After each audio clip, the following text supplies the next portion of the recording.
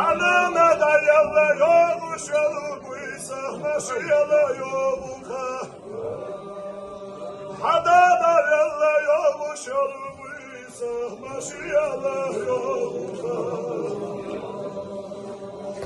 Ana biraz idin şu okuma oluyor. Ay hazak fiyata aktarah Vaha ara verci Una tehadil hina dolu Haydana mihditma diyaha